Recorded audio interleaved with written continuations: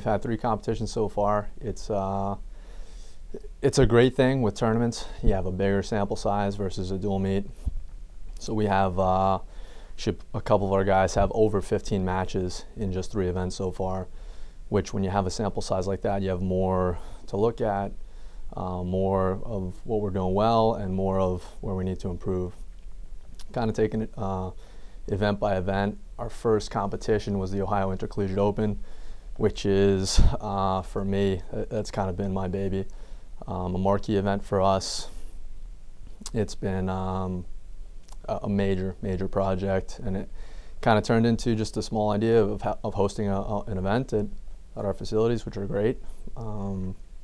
This year hosting almost 350 wrestlers and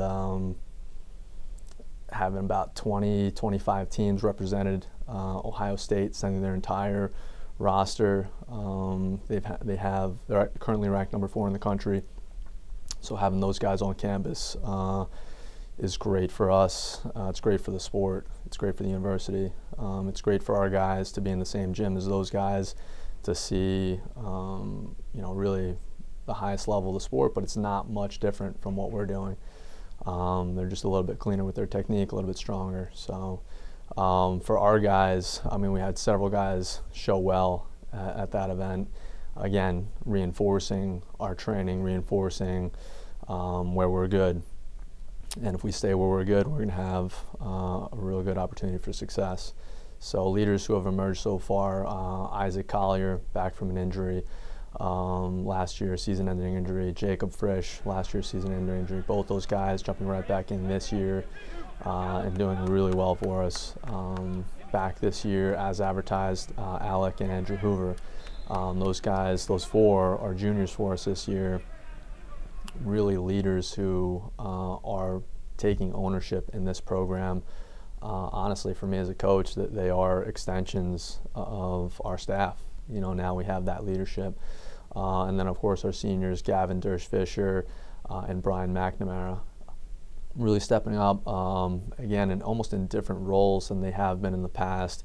But I do tell the guys, and I truly believe this, not everybody's contributions are going to look the same, but the commitment is going to be the same across the board, and that's all in. So really happy with what I've seen so far. Results aside, the culture is solid. We're in a situation now where we're recruiting a specific individual from a character standpoint, and it's showing. So we have a good thing going, and we aim to keep it that way. We have our biggest freshman class that we've ever brought in from a number standpoint, and I kind of say this jokingly, but it's serious. We didn't have anybody quit this fall, which for me and what I've seen so far at Case Western Reserve, that's remarkable. To have 12 guys come in and stick with it, and who 4 years from now we could potentially have 12 seniors. That's a real possibility, where in years past that was almost laughable. But guys have a real clear understanding of what they're getting into from day one, and that's a tribute to the way our staff is recruiting, and also to our current guys on the team and the way they're kind of carrying the torch and setting the tone for the standard that we have in place.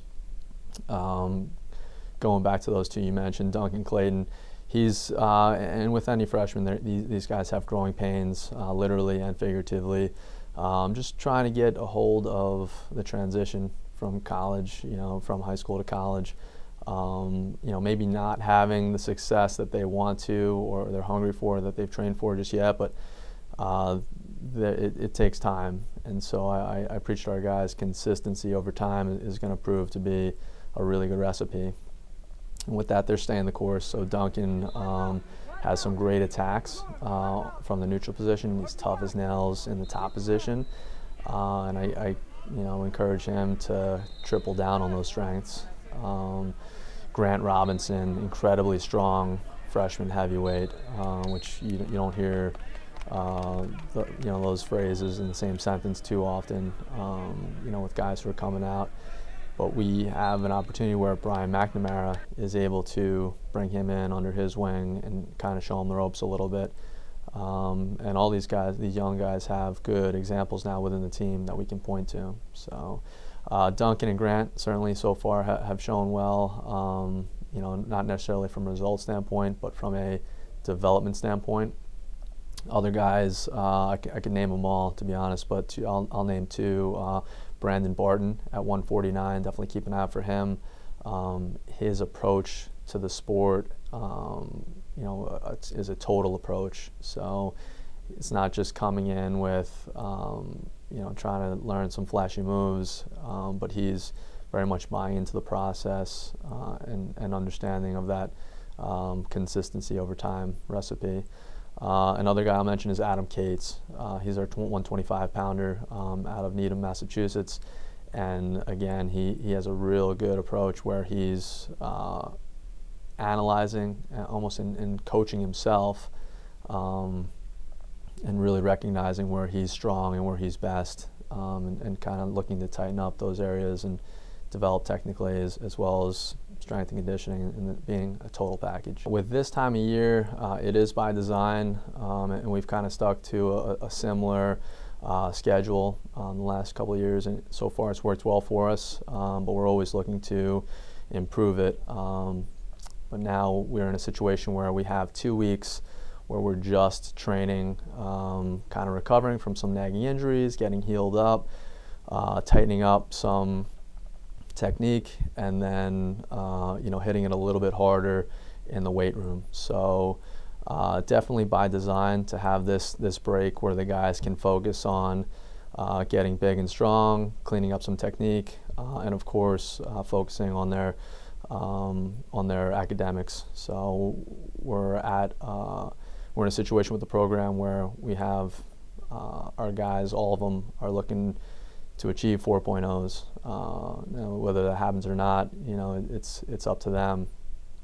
But for them to be able to focus on their academics solely, without any competitions looming, is, I think, refreshing for them. And so we're definitely going to take advantage of that. Now we come back, we'll hit the Waynesburg Invite, which we've done in the past, you know, couple of years. Looking forward to that competition. We'll see some in-region competition. This year we have 3 new teams in our region, and 3 teams left, Waynesburg being one of them. So Waynesburg and Washington and Jefferson actually left the region, as well as Teal. And we had 3 new teams within Ohio come into the region. So you do want to have a balance when you're scheduling, of seeing teams in region versus out.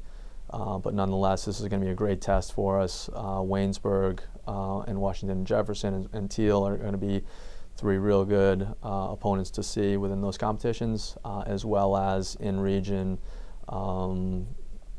competitors from Mount Union. So it's going to give us a real good, again, snapshot of where we're good and where we need work. So we're looking forward to that. Last year we won our Case Western Wrestling Throwdown, which is where we wrestle Teal and Lords in the same event, and we aim to do that again this year. Of course, we want to win every single match. It's going to be tightly contested, but again, results aside, we're looking for guys to compete in their best positions. And I told the guys we're okay with them making physical mistakes. You know, that's going to happen. But if we can wrestle a complete match where we're cleaning up the mental mistakes and eliminating the mental mistakes, we're going to be in really good shape. So again, results aside, you know, kind of taking the results out of it. I really want our guys to just focus on their best stuff and being the best version of themselves. We don't need them to be somebody else. We don't need them to wrestle anybody else's style, but we need them to wrestle their very best style.